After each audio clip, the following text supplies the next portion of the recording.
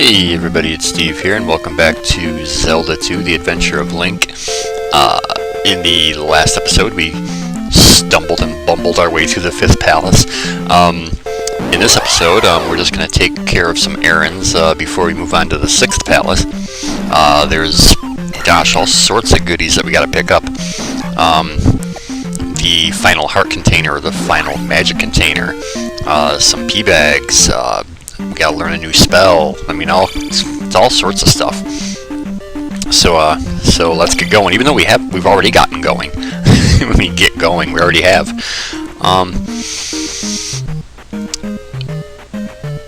There's a pea bag in here. This is I think the most. I know it is 500. I thought that they were only 200 point pea bags, but there's a 500 one for you. What I said before, if I were ever to play through this game again, I think I would leave all of the preset pea bags and just pick them all up when I needed, like, a huge boost in experience. I don't know. That might be something to do, something to think about for future playthroughs. Not that I really plan on playing through this game again anytime soon. Anyway, we've got the whistle, or the flute, or whatever you want to call it.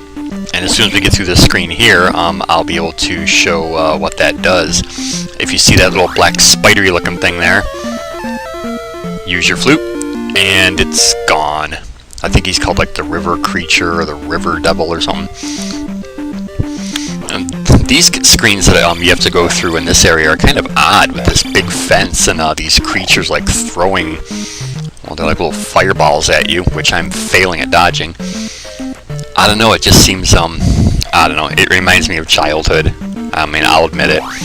Again, I'm not hung up on childhood or anything, but, there's something very, bullyish about this, like Link's the nerdy kid in school, and these bullies are, like, throwing rocks over the fence at him. It sounds like something that would happen to me when I was a kid, And again, I'm not trying to get all mopey or anything, I'm just saying, that's just what it reminds me of. And the fact that there's nothing you can do about it,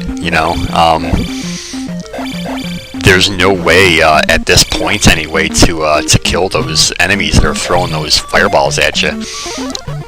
So I guess just like for me, like in real life when I was a kid, people doing shit like this to me, and there was nothing I could do about it but take it, and I guess Link's in the same position here.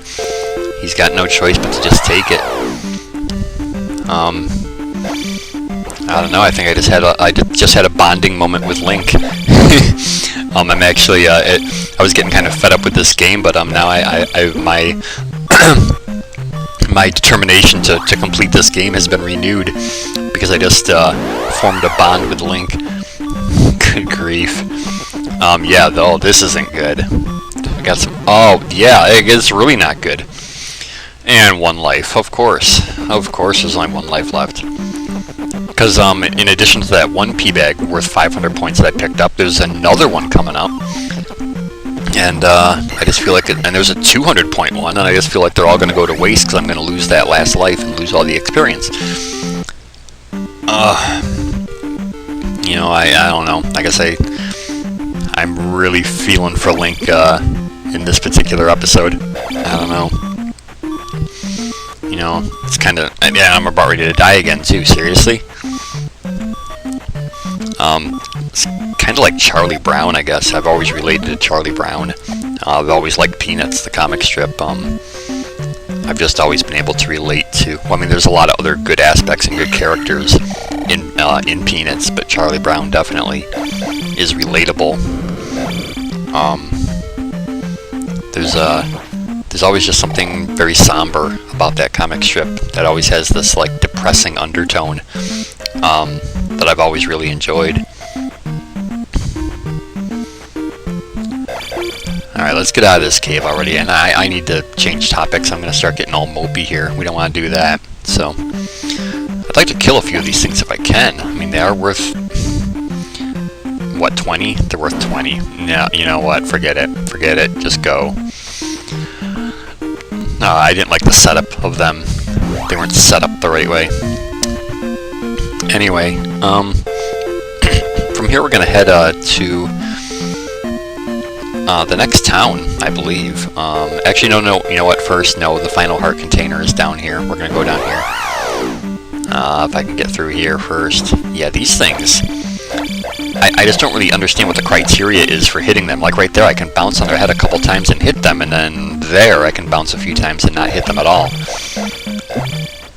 I just don't get what the criteria is, or the position of their shield, maybe? I don't know, but I hate them. Down in here, well, if I can stop getting hit by enemies. Oh, okay, those things you gotta wait till their eye is open. Anyway, there is the final heart container. At least we get a life refill out of it. When we get to the next town, we're gonna get the final magic container, and that will be it for containers. Like I said, I know there's gonna be some grinding that's gonna have to be done before the end of this playthrough. 1, 2, I've still got like 5 more levels to gain, and only 2 of them are guaranteed to me. Not even, actually. Yeah, only 1 is guaranteed to me. Anyway. The path to the next town is going to be through this cave. These stupid enemies, we're just going to bypass them. Who cares? The next town is actually hidden. It's not confusing really when you know what's going on, but there's actually 2 towns with the same name. One is the actual town, which we won't be going to until after the 6th palace. The other town of the same name basically it was taken over by monsters, and the inhabitants had to flee, and they've set up a hidden town, and that's where we're heading right now. Again, it's one of those things that I don't know how you would find it on your own, but it's right down here in the forest.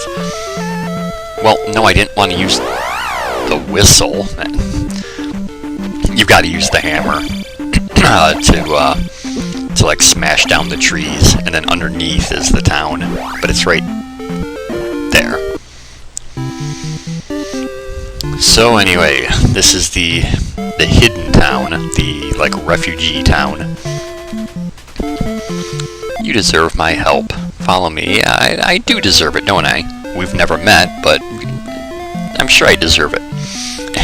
Anyway, we're going to go down here, and this is where we find the final magic container. Ta-da! So like I said, that's it. That's all the heart containers, all the magic containers. Also, while we're in this town, we're going to learn our next spell.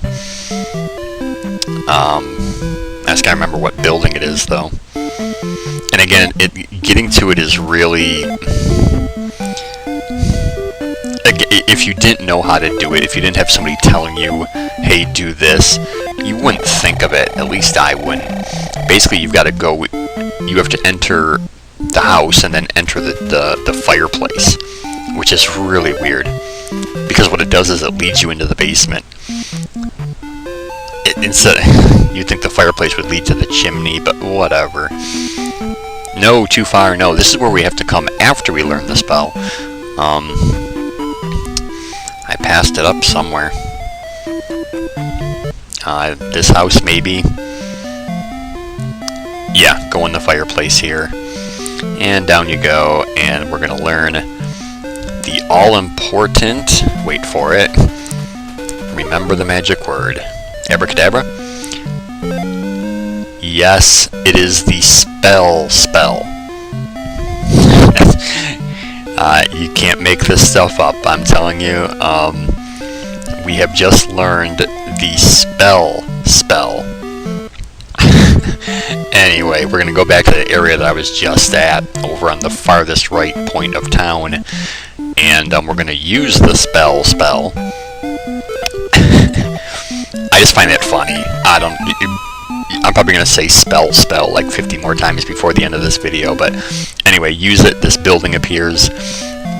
Go down, and you get the magic key, just like in the first game, where you eventually get like a master key. The same thing as in this game, and there it is. So now we no longer need keys. We can now open any locked door, anywhere, anytime. No more searching around endlessly in palaces for keys.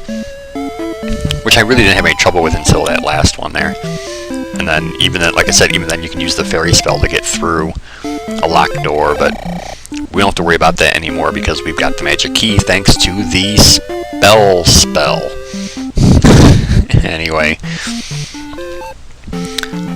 that's pretty much it. We're gonna have to go back through this cave, and then once again, we're gonna use the flute, the whistle, whatever you want to call it, to reveal the 6th palace. And then the fun will continue. It's the palaces that drive me nuts in this game, obviously. But that's about it. Yeah, so, and yeah, thank God for a shorter video today because the upload times on those 27-minute videos are just outrageous. It seems like ever since like YouTube changed its format or whatever, the upload times are longer. I remember, I think one of my Mario 3 videos was like a half-hour long, and it only took like an hour and a half to upload. You know, I've had like approximately a half-hour video now of this in this game, and it's taken like 2.5 hours. It's kind of outrageous, you know. But like I said, I don't know why I complain when the computer's doing all the work. You know, click the mouse a few times and then let the computer do its thing. So I guess in a way I'm just a victim of technology and the world we live in today. But anyway, come in between these 3 blocks, sound your whistle. There's once we get through here, because the enemies just had to hit us, you know, that's the 6th palace, and that's what we'll do next time. So I always want to kill one of these things. Oh, it's a pea bag, but whatever. Everyone, take it easy. Have a good day. Oh, can I get a life refill? Beautiful. Because I definitely need it. Alright, everyone, take it easy. Have a good day. Peace. I'll see you next time for more of Zelda 2, The Adventure of Link.